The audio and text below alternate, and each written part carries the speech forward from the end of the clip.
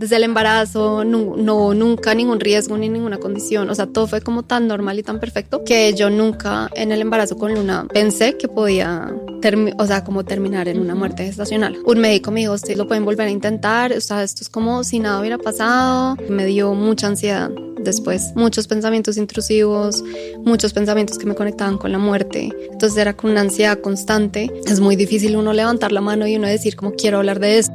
Bienvenidos a A Todos Nos Pasa, un podcast pensado en ayudarnos a ser mejores padres, a potenciar a nuestros hijos y crecer como familia. Bienvenidos a un nuevo episodio de A Todos Nos Pasa. Hoy nos acompaña Ana María Omaña. Ana es psicóloga perinatal, es dula y es mamá de Eli, Tiago y Luna. Ana, bienvenida. Muchas gracias, Juanita. Qué rico que estés aquí con nosotros, Ana. Y vamos a hablar de un tema que es la muerte gestacional, un tema que es difícil de abordar. Sin embargo, consideramos que es muy importante visibilizarlo. Muchas veces no hablamos de este tema, tenemos de pronto desconocimiento sobre lo que implica esto y todo el proceso que está alrededor de la muerte gestacional. Ana, entonces, para empezar, me gustaría pronto si nos compartes un poco y para nuestra audiencia, ¿qué entendemos por muerte gestacional? Pues comúnmente se llama pérdida gestacional, que es como lo que coloquialmente pues, se le dice, pero el término correcto, como hablábamos, es muerte gestacional, que es desde el inicio del embarazo hasta la semana 28. Y ya después se considera, después de la semana 28 hasta una semana después del parto, se considera muerte perinatal. Entonces digamos que esos son los términos como correctos de cuando suceden estas situaciones. Sin embargo, yo siempre, y esto ya como mamá, como que si uno quiere usar la palabra pérdida, pues también es válido, ¿no? Porque a veces el uso de la palabra muerte confronta mucho, ¿no? Y uno se siente en varios contextos, no se siente como lista o cómoda para decir que uno tuvo una muerte gestacional. Entonces, digamos que eso suaviza un poco, por lo menos para uno, cuando uno quiere como expresar o comunicar eso.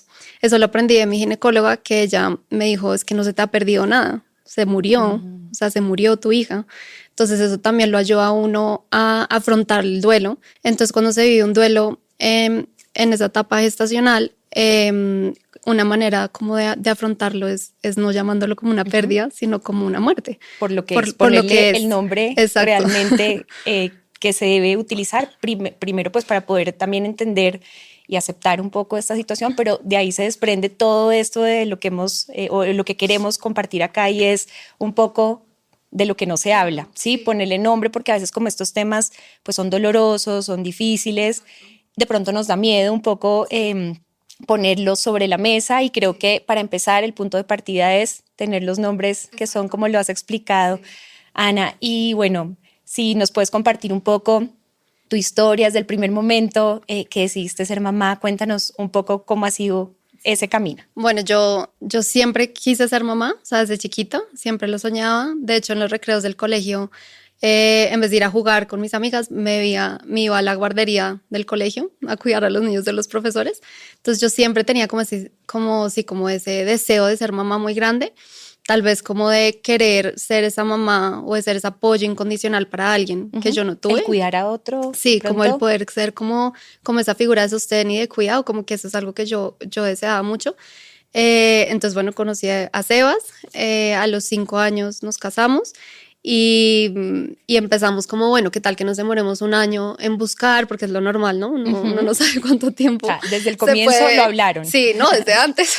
Desde antes. Desde el primer mes que nos conocimos, yo era como, yo quiero tener hijos y así que, y eso lo asustó un poco a él, pero ya después era como, bueno, yo quiero ser papá también, y estuvimos como en la misma tónica desde siempre. Pero claro, era esperando el momento en cuando nos sentíamos listos, y habían también sueños que queríamos cumplir antes de ser papás. Como viajar, hacer nuestras maestrías. Entonces ya cuando eso se cumplió fue como, bueno, ya es el momento. Sebas sí quería esperar un poco más, pero yo le dije como es que no sabemos, ¿no? Cuánto nos podemos demorar, 1 año, 2 años, no sabemos. Pero quedé embarazada ahí mismo.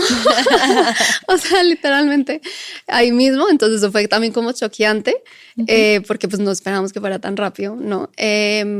Entonces el embarazo fue muy predecible, como de libro, como que uno sabe lo que va a pasar en el primer trimestre y así, todos los síntomas. Pero el posparto fue todo lo contrario, fue cero predecible, pasó todo lo que yo quería o todo lo que habíamos planeado, construido, pasó todo lo contrario.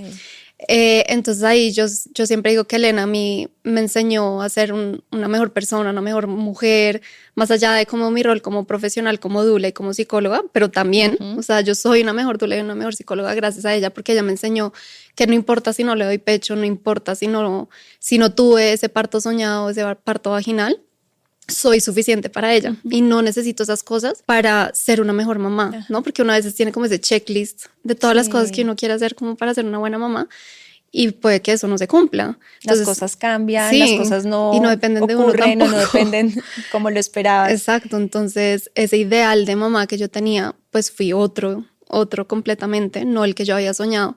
Entonces esa construcción de, bueno, entonces, ¿qué mamá soy?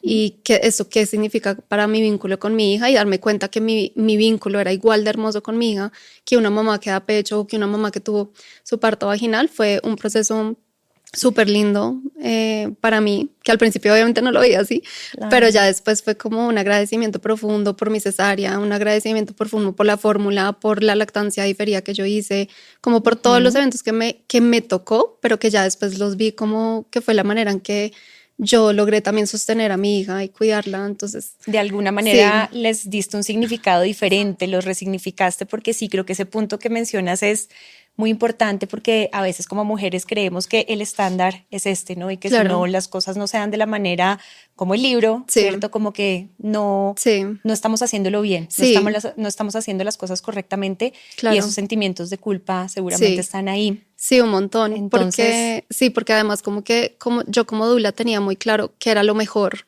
o sea, como en teoría, claro, ¿no? Entonces lo mejor es el parto vaginal, lo mejor es la lactancia materna hasta los 2 años. Entonces entender que lo mejor, así lo diga la evidencia científica, así lo diga la teoría, a veces no es lo mejor para ti, para tu bebé. Entonces entender eso como que sí me disminuyó mucho los pensamientos de culpa porque yo sí lloraba mucho, o sea, todas las noches yo lloraba. Entonces, pues sí, como que ese proceso hoy en día lo puedo ver como algo muy gratificante y muy, muy bonito. O sea, lo puedes como ver ahora como una oportunidad, un mensaje maravilloso que tu hija trajo precisamente para generar aprendizajes valiosísimos. Sí, porque ¿quieres ser esta mamá? No. Te toca hacer la apuesta, la que criticabas, la que juzgabas, o sea, como que... Y de esta manera está bien, es válido. Entonces ahora los acompañamientos que yo hago con las familias es muy desde este lugar, porque siento que muchas doulas a veces cometen ese error, como ese fanatismo tal vez del parto vaginal y es como lo tenemos que lograr a toda costa y es como, pues no, evidentemente el parto vaginal tiene sus beneficios y no va a negar como la evidencia y la teoría, pero también es escuchar tú qué quieres, tú cómo quieres que sea tu parto y tu maternidad y no yo imponértelo porque creo que debería ser de una manera. Poder decidir también un poco sobre eso y que si bien las cosas no siempre se dan como esperas, pues que ese momento o esas circunstancias se den de una manera pues muy conectada con tu esencia, con quién eres, con lo que deseas y con tu cuerpo. Ok, entonces, ¿qué pasó después?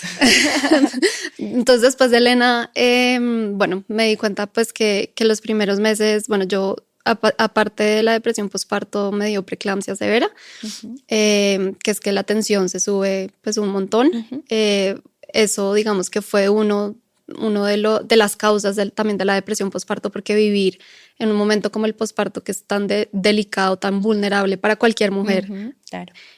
Una condición pues como a ese límite como de la muerte, pues evidentemente genera como esas consecuencias en la salud mental. Y yo siendo psicóloga siento que, no sé, como que lo normalicé mucho, como bueno, sí estoy triste, pero tal vez también como que es normal uno sentirse así en la maternidad, cansado, agotado, como que normalizaba mucho el agotamiento en la maternidad y todos los sentimientos de culpa, porque también lo veía mucho en redes, como que yo decía, no, pues no soy la única que se siente perdida, entonces como que uno lo empieza a normalizar, pero cuando lo dejé de normalizar y busqué ayuda, fue un cambio completo para mí. ¿Y qué te llevó a pedir esa ayuda? ¿Cuándo es que tú dices, aquí ya tengo que levantar la mano? No creo que haya sido como un momento como exacto, sino fue como la acumulación de todo. De muchas situaciones. Sí, yo creo que fue como cuando uno deja de estar como en ese estado de alarma del posparto, porque uno está como sobreviviendo, o por lo menos fue lo que me pasó a mí, como que un estado de sobrevivir todo el tiempo, y ya cuando uno puede mirar para atrás como, pucha, eso fue todo lo que yo viví, o sea, como que no puedo creerlo y no lo he hablado con nadie. Entonces fue como más como esa conciencia, y pues también en ese momento mi relación de pareja sí estaba muy deteriorada, estábamos muy desconectados, estábamos peleando muchísimo, Entonces ahí fue cuando también yo dije como no, esto va a terminar muy mal si no pido ayuda. Bueno, entonces empiezas a ir a este apoyo terapéutico y ¿qué pasa a raíz de esa mirada hacia el ser, hacia ti? Sí. A revisar de pronto, me imagino como qué está pasando en mi vida, con mi pareja, en mi maternidad. Sí, digamos que ahí pues empieza a fluir todo mejor, empiezo a ser mucho más consciente de no esperar la ayuda, sino pedir la ayuda, que siento que eso me pasaba mucho como mamá, como que esperaba que mi mamá llegara de la nada a ayudarme y decirme, duerme tú tranquila y yo te cuido a Elena. No, entonces ahora yo ya cogía el teléfono y le decía, necesito que me cuides a Elena esta mañana, necesito descansar, ¿no? Como que estaba mucho más conectada con mis necesidades como mamá. Y ahí entonces mi relación también empezó como a cambiar, estábamos como más conectados con nuestra paternidad, con nuestra maternidad. Y ahí fue cuando entonces decidimos como estamos listos o no para otro bebé. Digamos que en ese punto a mí lo que me daba miedo era como qué tal que se me repita la preeclampsia, porque cuando yo estaba en la UCI, ya pues después del parto, o sea, en la parte ya de la preeclampsia, un médico me dijo, usted ni se atreva a tener otro hijo. Okay. Porque, o sea, a usted lo que el le dio... El riesgo es altísimo. Sí, el riesgo es altísimo, usted lo que le dio es gravísimo, no se vaya a traer a tener otro hijo. Obviamente me lo dijo de una manera súper dura, en un contexto donde, pues, yo ni le estaba preguntando si podía tener otro hijo, acaba de tener a mi hija. Entonces yo no estaba ni pensando en otro embarazo y, pues, bueno, eso como que sí me quedó como súper choqueante esa afirmación que él hizo. Y ya después, cuando ya empezamos como, ok, si queremos, pues averigüemos qué tan seguro realmente es. O qué tan riesgoso realmente es.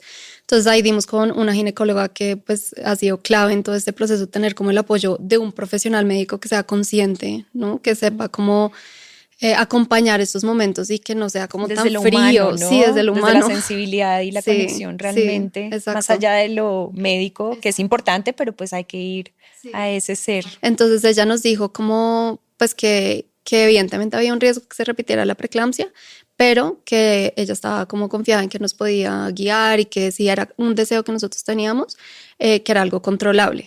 O sea, que desde el inicio del embarazo se iba a controlar y que ella pues nos daba como el paso para como la luz verde. Sí, como la luz verde para... lo podemos... Exacto, como no es un escenario tan terrorífico como el otro médico. Ya no era un escenario catastrófico, sino que ya había una propuesta y había como de pronto las herramientas para que ustedes se sintieran más seguros para tomar esta decisión. Como también con información, con estadísticas, como es tanto porcentaje de probabilidad que se te repita la preeclampsia, pero entonces ya hoy en día hay estos estudios que dicen que esto funciona, que tomar este medicamento desde apenas te quedes embarazada funciona, entonces como que hay cosas que uno puede hacer igual para evitar ese riesgo. Entonces bueno, en ese momento empieza toda esa búsqueda de ese segundo hijo. Elena en ese momento tenía 3 años.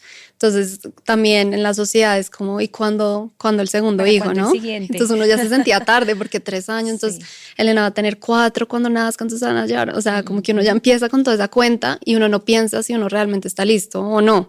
Uno, pues por lo menos a nosotros nos pasaba era cuánto queremos que se lleven y ahí empezamos. No si estábamos listos para otro embarazo o no. Entonces, como queríamos que se llevaran máximo 4 años, era como listo. O sea, ya es toca. El momento. Es el momento. Toca. Y entonces, bueno, ahí quedó embarazada. En ese momento nosotros entregamos nuestro apartamento en Bogotá. Metimos todo en una bodega. Eso fue antes del embarazo.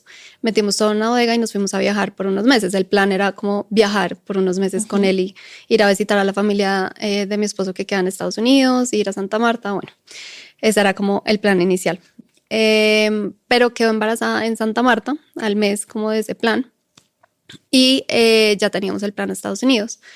Entonces vuelvo a Bogotá, acá me hacen la ecografía, escuchamos el latido del bebé, pues súper felices. Yo en ese momento jamás me imaginé, y como con Eli fue como tan fácil todo, desde la búsqueda, desde el embarazo, no nunca ningún riesgo ni ninguna condición, o sea, todo fue como tan normal y tan perfecto que yo nunca en el embarazo con Luna pensé que podía como terminar en una muerte gestacional, jamás. Claro.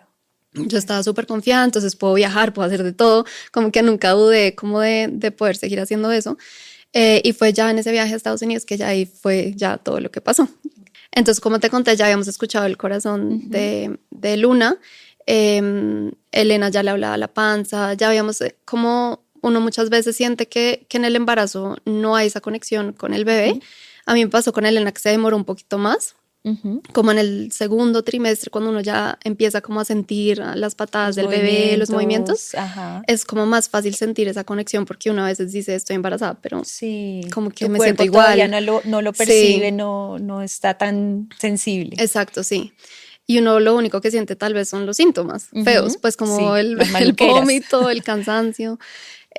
Pero con este segundo embarazo sí me pasó que también como con esa conexión a través de él y de la panza, y me salió la panza súper rápido, y escuchando el corazón, como que sí logramos establecer un vínculo con ese bebé, incluso desde más temprano que con Elena, exacto. Entonces yo empecé con un dolor de cabeza muy fuerte. Estábamos ahí quedándonos en la casa de la mamá de Sebas. Y yo lo asocié a la preeclampsia. Yo dije, se me está subiendo la tensión. Yo nunca me imaginé una pérdida. O sea, fuimos a CVS y nos compramos un tensiómetro. Claro, y estar lejos de tu país también genera un poco más de incertidumbre de qué vamos a hacer. Sí, exacto. Entonces, pues me medí la tensión y estaba bien. Y yo, qué raro. Y yo, bueno, un síntoma normal también en un embarazo puede ser dolor de cabeza. Yo había acompañado a muchas mamás pues con diferentes síntomas también, entonces yo dije, no, pues es normal, listo. O sea, como que voy a tomar más agua, voy a comer más. Entonces, eso duró como 2 semanas, como ese dolor de cabeza, como sintiéndome un poquito como de que no me podía esforzar porque si salíamos llegaba muy cansada y cuando ya fue un día en que el dolor de cabeza fue terrible, o sea, casi que me paraba y como que no, sí, o sea, muy, muy, muy fuerte. Y esa noche fui al baño y cuando me limpié, pues estaba la sangre en el papel. De nuevo, y jamás me imaginé que esto hubiera podido pasar como lo que pasó, porque también había acompañado a mamás que habían sangrado durante el embarazo y finalmente pues todo estaba bien. Y a veces hay coágulos que se pueden desprender y pues como que yo dije, bueno, de pronto es algo así, como que siendo muy optimista y como que nunca lo tuve en mente. Entonces en ese momento pues teníamos un ginecólogo diferente a la que tenemos ahorita. El ginecólogo nos dijo, váyanse a urgencias. Nos fuimos a urgencias y allá nos hicieron la ecografía. Nos atendieron súper rápido la ecografía, pero la ecografía la hicieron con el monitor volteado. O sea, me estaban haciendo la ecografía, tú no veías, pero yo no veía nada y no me decían nada. Entonces yo le preguntaba como, ¿qué ves? I can't say, no te puedo decir. Y ahí fue cuando yo dije, pucha, o sea, como que si no me está diciendo como que está bien. Ya te imaginaste un escenario muy difícil. Entonces yo como que ahí, bueno, entonces fui a la habitación y ahí ya el médico llegó y todo lo que un médico no debería decir fue lo que nos dijeron ese día. O sea, fue impresionante con como la falta también de educación tal vez que tienen los médicos frente a los duelos. Porque no es que haya sido grosero. De hecho, fue como muy amable, pero fue como la manera en que lo dijo. O sea, fue como que entró, dijo como, bueno, no hay latido. Y él no sabía que antes sí había latido. Él pensó que simplemente que nunca como que llegó a desarrollarse. Entonces nosotros como antes dejó de latir y me dijo, es que antes había latido el bebé. Sí, entonces se murió. Entonces nosotros como, ok, entonces empezamos a llorar y fue como, no, pero ustedes están muy jóvenes, ustedes no se pueden caer en este momento, ustedes lo pueden volver a intentar, o sea, esto es como si nada hubiera pasado. Y literal lo dijo, como acá no pasó nada, ustedes ya se van a la casa, vas a sangrar mucho, me dijo. Hay mujeres que llegan acá diciendo como que se van a desangrar, pero eso es normal. O sea, si crees que te estás desangrando, es normal. Y yo, ok, tenía mucho miedo. Pero me mandan a la casa, allá en el hospital de Estados Unidos, me mandaron a la casa así, sin nada. O sea, como sin una pastilla, sin nada, como va a salir. Ni siquiera me dijeron como que va a salir. Como si fuera algo que pasara todos los días. Sí, o sea, como que así es el manejo que se da como médico. Entonces uno se va a la casa como muy perdido, sin mucha información, y yo estaba muy asustada de qué iba a haber, porque yo ya sabía, o yo ya lo había visto en ecografías, pues el tamaño, yo ya había visto que tenía brazos. Sí, y hay aplicaciones hoy en día en que te muestran cómo animado, cómo es. Entonces yo ya sabía que tenía brazos, yo ya sabía que tenía piernas, yo ya sabía que tenía ojos. Entonces yo decía, yo estaba muy asustada por lo que iba a ver. O sea, entonces yo le decía, ¿a quién le pregunto? Uno se siente muy solo porque yo tenía una amiga que había pasado por una muerte gestacional, más o menos a la misma semana que la mía, pues que en la que yo estaba. Entonces yo le pregunté, pero ella, digamos que, claro, no supo decirme porque tal vez era como muy confrontativo también con el duelo que ella estaba viviendo, como exactamente yo que iba a ver. Entonces ahí fue cuando yo accedí a una dula, que también es amiga mía, porque las dulas, digamos que no solo acompañamos como la gestación, el parto y el posparto, sino también en este caso de muertes gestacionales. Entonces, y fue ella la que me dijo, mira, Ana, puedes ver esto, o puedes ver este escenario en que vayas al baño, salga un coágulo grande y puede que ni te des cuenta porque pues se va por el inodoro. Si tú quieres como verlo, o sea, como o sembrarlo después, pues sí tienes que ser muy cuidadosa cada vez que vayas al baño. Y esta es una de las opciones que podría pasar, que tú le veas los ojos, que tú le veas las piernas, que tú veas pues el bebé. Claro. Y eso fue efectivamente lo que pasó. Ya cuando ella me dijo lo que podría pasar, yo me sentí mucho más tranquila. Esperar. Así fuera duro, pero ya tenías una idea para estar anticipada. Sí, porque yo sentía qué traumático es uno estar en la casa y que salga y uno, ¿qué hace? Claro, ¿Qué hago? ¿Qué hago con mi bebé? Total. O sea, como que horrible. Entonces ya el hecho como de que ella me preparara, como que para mí fue como, ok, uno ya como que esto es lo que va a pasar, entonces amor, compra la planta, tengamos la lista, como que uno ya puede como estructurar como un poco más en medio de ese caos y en medio del dolor, como un poco más. Plan. Entonces eso fue lo que hicimos con Luna. La sembramos en una planta y luego la llevamos a una finca y la resembramos pues como en la tierra. Hicimos como todo un ritual con Eli también, pues porque la de Luna sí se enteró ella, pues por lo que te decía que ya estaba como esa conexión con ella. De Tiago sí nos enteró, pero pues ahorita hablamos de Tiago. Pero pues con Luna fue también como cómo manejamos esto con Eli, cómo le decimos que Totalmente, su hermana sí. pues no van a nacer. Entonces fue un tema difícil. Ella al principio pues lloró, tuvo un llanto muy, muy profundo. Y ya después era como preguntas que nos hacía, como ¿y por qué? ¿Y qué le pasó? ¿Y por qué esto pasa? ¿Y a dónde se va? ¿No? Como preguntas como muy, muy intuitivas, como de un niño también. Y de su edad. Y de su edad. Entonces intentábamos siempre contestárselas, ¿por qué estás triste por esto? No, como no, uno muchas veces como que cree que los niños como que no van a entender. O no se dan cuenta. O no se dan cuenta, exacto. Pero ella se dio cuenta, ella se da cuenta de todo.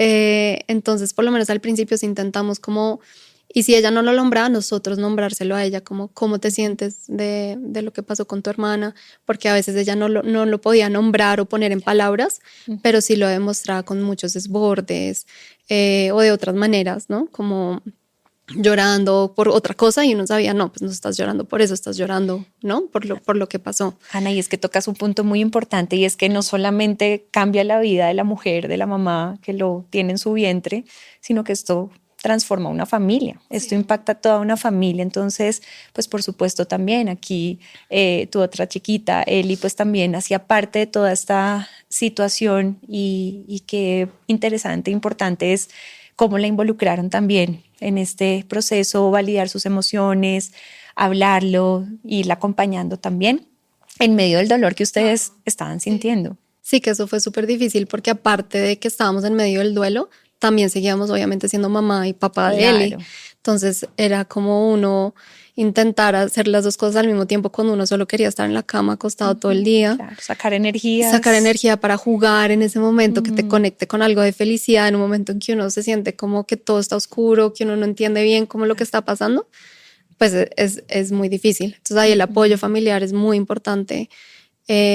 Cuando uno tiene otro hijo, ¿no? Como poder, como ven Eli, vamos a jugar, te llevan de tus primos y uno tener esos espacios en donde uno pueda como desahogarse, como conectarse con esa tristeza profunda y luego ya ser un poquito consciente que cuando estás con tu hijo, no ignorar esa tristeza, pero sí como, ok, ahora estoy acá contigo y también te presto atención porque también soy tu mamá, no solo mamá de esa alma que ya no está. Bueno, y empiezas a tocar temas importantes también con respecto a esa ayuda que recibiste, esa información frente a un tema, una situación que muy poco se habla y como dices, a veces de una manera muy cruda, aquí no pasó nada, versus cómo te hubiera gustado recibir ese apoyo, desde lo que tú quisieras, hubieras querido o desde lo que realmente hubieras necesitado. ¿Qué ves tú ahí, digamos, como desde lo que se hubiera podido hacer mejor, desde el entorno? Pues empezando por el personal médico, creo que la información es clave, es muy importante, digo, y hace realmente como la diferencia, ser como muy transparentes en uno qué puede esperar, porque a veces los médicos por no de pronto como generar como más incomodidad o más tristeza en la familia, como que evitan decir cosas que después generan como más ansiedad y empeoran pues todo este proceso del duelo. Entonces sí me hubiera gustado como la información y obviamente desde un lado muy empático. Cuando nosotros llegamos a Colombia, ahí nos volvieron a repetir porque fue la pérdida en Estados Unidos y yo le dije a mi esposo, yo me voy ya a Colombia. O sea, nosotros nos faltaba como 5 días en Estados Unidos para ya devolvernos. Entonces adelantamos el tiquete y fuimos a un hospital acá en Bogotá.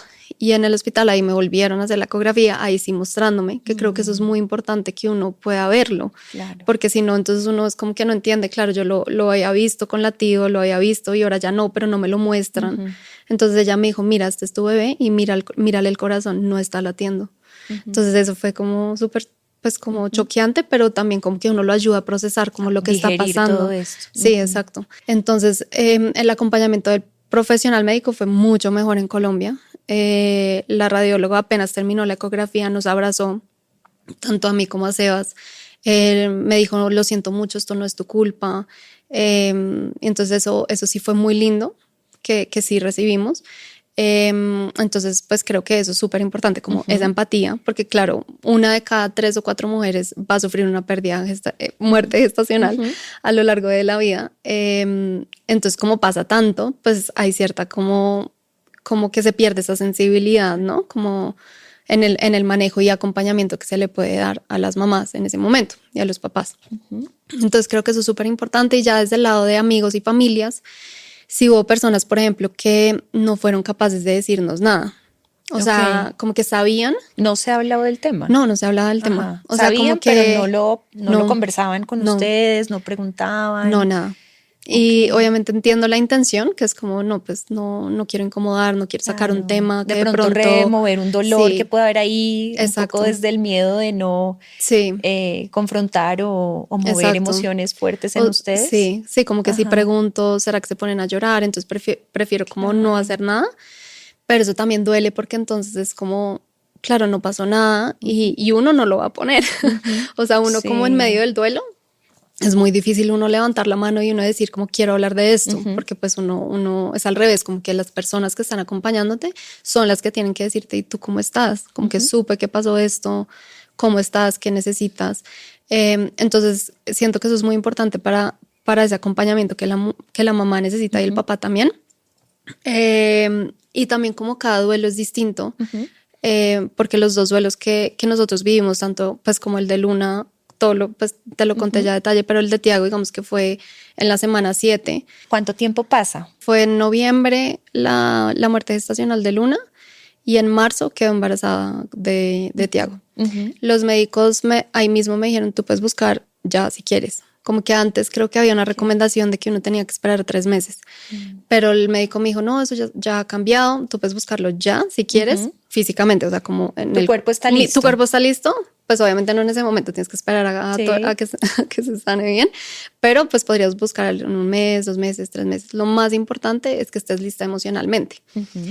Que hagan el proceso del duelo, eso nos lo dijeron en el hospital acá en Colombia, que hagan el proceso del duelo y que emocionalmente te sientas lista para otro embarazo. Entonces, bueno, nosotros como que a los 3 meses, habiendo hecho como ese ritual, todo ese proceso como de aceptación, dijimos como, ok, vamos a intentarlo otra vez con la presión de que Eli no se lleve tanto también con el nuevo bebé. O sea, no podemos tampoco esperar 2 años a estar listos porque no queríamos que se llevaran tanto. O sea, se lleva también 4 años con su hermano y son súper amigos. Yo 4 años con mi hermana y somos muy cercanas. Entonces, como que era esa intención de replicar eso como con Eli, de que tuviera un hermano cercano. Entonces, por eso decidimos buscarlo otra vez en marzo. Y cuando quedé embarazada, a sorpresa, me sentí muy tranquila. Yo le decía a la ginecóloga, me siento tranquila. Y ella, bueno, ok. Pero la beta subió, o sea, empezó a subir a medida de las semanas, pero no subía tanto. O sea, sí subía, pero como que no en el nivel que uno hubiera querido como que subiera. Entonces la ginecóloga me dijo, pues esperemos, o sea, como que todavía está muy pronto, toca esperar, pero pues yo otra vez como con un optimismo, como bueno, o sea, no fue como, ya lo perdí, no, era como, ok, voy a esperar, como a ver qué pasa. Y después, entonces en la semana 7 fue cuando empecé a sentir cólicos y yo ahí, ya cuando sentí el primer síntoma, yo dije, ok, lo perdí. Entonces eso fue en la semana 7, ahí digamos que fue totalmente distinto porque no habíamos escuchado el latido del corazón, no le habíamos contado a Eli, no le habíamos contado casi que a nadie. Entonces se vive el duelo de una manera distinta, no menos dolorosa. Claro. Porque si me preguntas como cuál fue más dolorosa, las dos. Sí, las dos. Pero sí muy distintas. Muy distintas también en cómo las emociones que estuvieron presentes en cada duelo. De hecho, yo creo que el segundo duelo para mí fue muy fuerte, como el proceso después. O sea, como, porque yo después de Luna como que me recuperé y dije como, bueno, como que fue una vez y puedo intentarlo. Sí, exacto, como que está como la esperanza. Sí, como esa esperanza, como de habrá pasado algo que nunca me dijeron, pues la razón, porque esa es otra cosa que pasa en las muertes gestacionales, no te dicen una causa y eso también alimenta mucho la culpa, porque entonces será, pues muchas veces no hay causa, algunas veces sí, pero muchas veces, la mayoría de veces no te dicen la causa, entonces uno dice, ¿será que porque hice ejercicio muy fuerte? Que pude haber hecho mal, o cómo esforcé mi cuerpo. Exacto, o porque estuve viajando, o porque, no sé, como tantas cosas que en la mente como que uno intenta como buscar la razón del por qué. Y siento que cuando dejé de buscar el por qué, del por qué se murió, fue como liberarme también de esa culpa, porque no fue mi responsabilidad, ¿no? Sí. Es multifactorial como lo que sucede y un poco desde el ego, como de qué hice yo, es como esto es algo más grande que tú, o sea, como que con Tiago sí me dio mucha ansiedad después, muchos pensamientos intrusivos, muchos pensamientos que me conectaban con la muerte. Entonces yo todos los días pensaba que Eli se iba a morir, que Sebas iba a morir, entonces era con una ansiedad constante.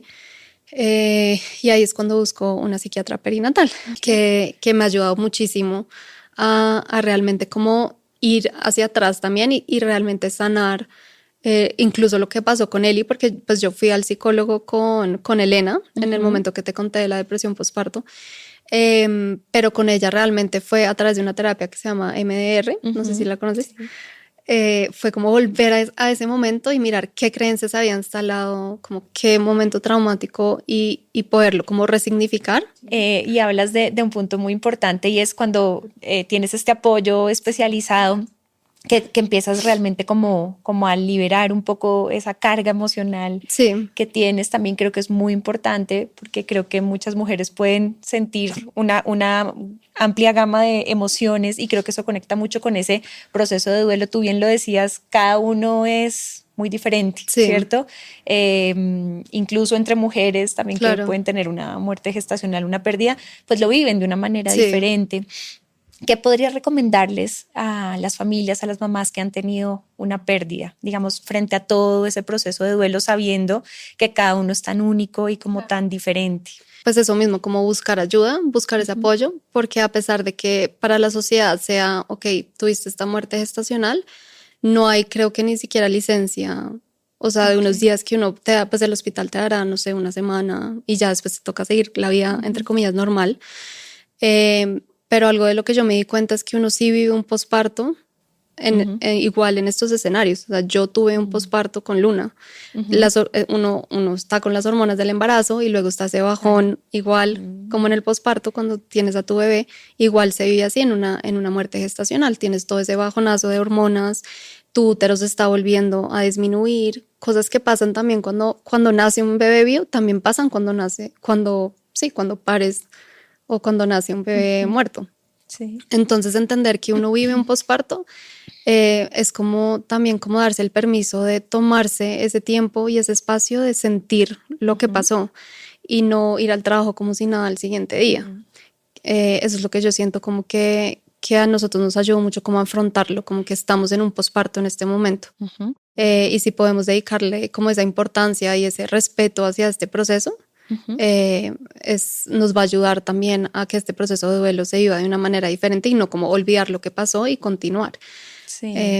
Sí, y eso fue también como la recomendación de nuestra ginecóloga, como Ana, no hagas ejercicio, este no es momento de salir y de tener compromisos sociales.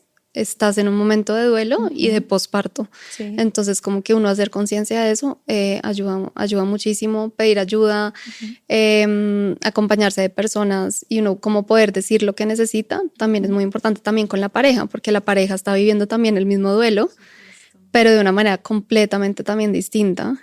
¿Y qué papel jugó tu pareja, tu esposo, en todo este proceso? Pues nosotros siempre hemos sido como un muy buen equipo, entonces como que siempre ha estado esa comunicación para yo poderle decirle como necesito esto y que él también tenga esa vía de comunicación como conmigo. Entonces creo que eso nos ayudó muchísimo.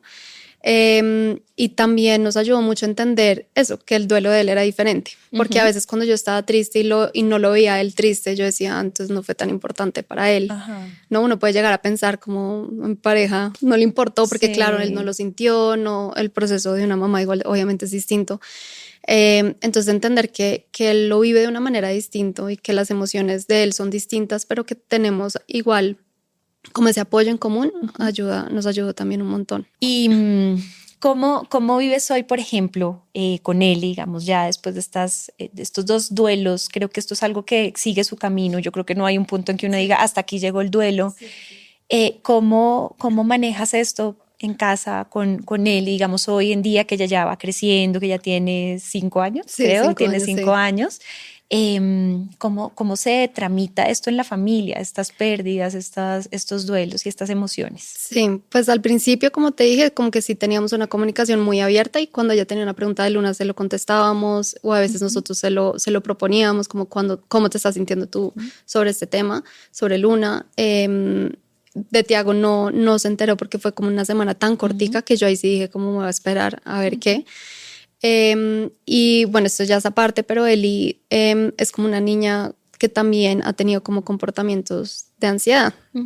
Entonces, hace poquito fui a una psicóloga infantil y precisamente tocamos este tema de las pérdidas. Entonces ella me dice que Eli, por el contexto en cómo nació, digamos como el contexto de COVID, en el contexto en el que yo me tuve que ir y que casi me muero y se quedó sola con el papá, y luego de la pérdida como que ha generado una ansiedad también muy fuerte a la muerte.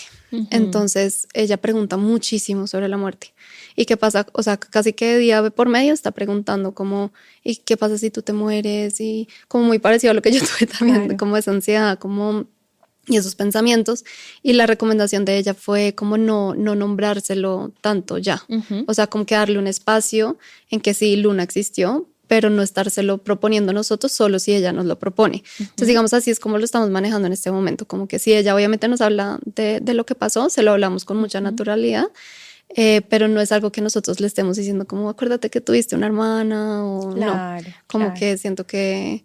Y un poco me imagino ya es si ella lo plantea como desde lo que surja, pero no como un tema que estemos como replicando con frecuencia. Sí, porque como que nosotros, y pues lo que la psicóloga al principio nos decía era como hay que darle lugar en la familia a esas almas que igual los eligieron a ustedes como papás. Entonces como que ella a veces decía, ay, yo quiero un hermano, y yo le decía, acuérdate que igual tienes a Luna, que a pesar de que no esté acá físicamente con nosotros, igual es tu hermana, que era como la recomendación como que nos habían dado, pero claro, entonces ya no cuando ella me pide todos los días, porque también eso es un tema, que cuando el hermano y tiene primos que son como 4 hermanos, entonces ella ve esa hermandad y dice yo quiero un hermano. Ya no se lo menciono, ya no le menciono a Luna cuando ella me dice eso. Ya más grande, obviamente se lo contaré. Sí. Cuando esté más grande, pero en ese momento más oportuno. Exacto. Sí. Ok. Ana, ¿tú crees? Bueno, entiendo que también a veces hay mujeres, digamos que en medio de esa situación tan difícil, no hablan del tema, ¿no? A veces incluso, no sé, hay familias que no se enteran, sus papás, hermanos, no lo quieren compartir porque de pronto tienen miedo, no quieren sentir como que están, qué sé yo, incomodándolos con proponer esto. Realmente eso pues creo yo, se vive en mucha soledad, pero realmente lo que tú nos estás diciendo es, por el contrario, hay como que romper un poco como este tabú, este paradigma. Creo que hay que ponerlo sobre la mesa y creo que como sociedad también estamos llamados un poco a visibilizar, que así no veamos, es decir, a veces creemos que porque es un niño que no nació y no lo vimos y no lo tuvimos en brazos, no pasó nada, ¿sí? Pero creo que es muy importante esa comprensión de que es un duelo como cualquier otro duelo. Sí. Ajá. De acuerdo, sí. ¿Sí? ¿Consideras que eso es una de las cosas que debemos también como dejar como un mensaje importante para que... Sí, cuando yo no soy muy fan como de la palabra debe, como que siempre choco con eso, y especial por mi historia que te cuento, como que tenía tantos deberías con él y que no lo pondría tanto como con un debe, sino cuando la mamá o el papá se sientan listos, sí. Porque digamos con Tiago lo viví yo también muy desde no quiero contarle a nadie. Y se vale. Y se vale. Y cuando esté lista lo contaremos. Lo contamos creo que a los 2 meses o algo así. Entonces también es como que no hay tampoco ese afán como de salir a contárselo a mucha gente, porque también la gente no sabe acompañar este tipo de duelos. Entonces, así como el médico que me dijo eso en ese momento, ese mensaje también lo puedes recibir de un familiar o de un amigo. Entonces, de las personas con las que tú realmente como que confías y sientes un vínculo como muy cercano, sí, la invitación es como ábrete y cuéntalo para que te puedan acompañar en ese momento, pero tampoco la necesidad como de contarlo a todo el mundo si no te sientes lista, como también proteger esa intimidad de lo que se vive en ese momento. Sí, esa privacidad. Sí, habrá momentos en que eso es contigo misma, habrá momentos que son solo con tu pareja y luego ya vas mirando a quienes involucras en ese camino. Bueno, Ana, y de todo este proceso, este camino que muy generosamente nos has compartido, que es doloroso, que es difícil, que muchas veces no lo comprendemos, sobre todo quienes no hemos vivido una situación como la que nos estás compartiendo hoy, pero ¿cuál crees que sea como ese mensaje que vamos a dejarle a las personas que están pasando por una situación como esta? Ok. Pues que no están solos, que hay muchas familias que han pasado por lo mismo de manera igual diferente, pero que podemos levantar la mano y podemos decir que pasó algo que fue doloroso y poder como abrirnos la puerta, sentirnos acompañados, porque no tenemos que pasar por esto solo, y hay muchas herramientas que uno puede tener para vivir ese duelo y poder procesarlo. La manera en cómo nos lo han enseñado, como de continuar y de decir que no pasó nada, pues eso puede traer después también como muchas consecuencias en la salud mental a futuro, ¿no? Como muchas ansiedades. Entonces siento que procesarlo y permitiéndose uno estar acompañado es muy importante. Y también lo que te digo, como decir lo que uno necesita. Muchos amigos de nosotros también, por ejemplo, una de las cosas que también nosotros recomendamos en un kit que nosotros después armamos para las familias, fue como no esperes a que la familia te diga también cuándo quieres recibir ese apoyo, porque claro, uno en medio del duelo, uno no está todo el tiempo como, ay, vamos por un café, o uno entiende como mucho a aislarse y a querer como estar como en esa soledad. Entonces, que las personas alrededor que sepan que estás pasando por esa situación puedan acompañarte y llegarte a la casa, y si hay otro hijo, entonces ven, te llevo a ese hijo al parque a jugar. También hay como unas canasticas que uno les puede armar con tés, con su dulce favorito, como cosas que la mamá se sienta como vista y acompañada. Eso es muy lindo. Es otra manera de ayudar, y fíjate que son cosas muy sencillas, pero que a veces no se nos ocurren, ¿no? Y es una manera muy, muy bonita de ayudar.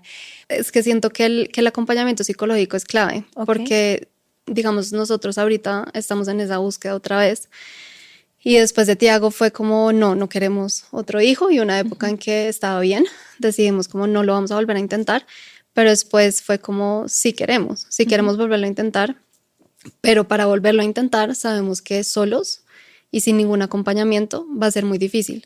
Entonces va a ser muy angustiante, porque claro, ya todo lo que hemos vivido pues ha pasado. Si uno no procesa el duelo, ese duelo uno lo arrastra también hacia el otro embarazo. Y entonces siento que el hecho de como de uno procesarlo antes de tener otro embarazo es muy importante, y para ese embarazo uno estar muy, muy acompañada con psicólogos perinatales, con doulas, si uno puede, y buscar ese apoyo, como ese grupo de apoyo que te sostenga, sí, es clave.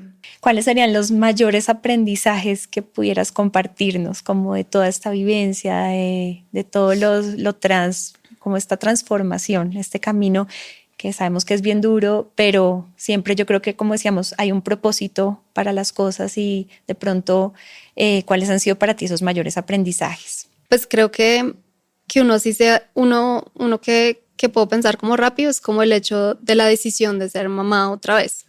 Como que siento que lo que ha pasado me ha hecho dudar tanto, y al final como que volver a ese sí y a ese deseo como de sí quiero volverlo a intentar a pesar de que me ha pasado esto, es como un aprendizaje muy grande, porque es como eso no define mi futuro, o sea, como que no define mi maternidad, no va a definir otro embarazo, cada embarazo es completamente distinto. Entonces como que siento que eso sí ha sido uno de los aprendizajes que he tenido, como reafirmar ese deseo, como sí lo quiero, y no por miedo no lo voy a hacer, como mi hija que me dice, con miedo lo puedes hacer. Y yo se lo digo también todo el tiempo, puedes ir a esta clase pero con miedo y lo vas a lograr. Entonces así me siento yo, como que con miedo, porque el miedo va a estar, pero lo puedo lograr. No va a desaparecer. No va a desaparecer. Transfórmalo, hazlo tu amigo, tu aliado, y vamos para adelante. Exacto, sí. Sí, porque si espero a no tener miedo, pues no va a pasar nunca. Es la vida. Sí, es la vida, sí.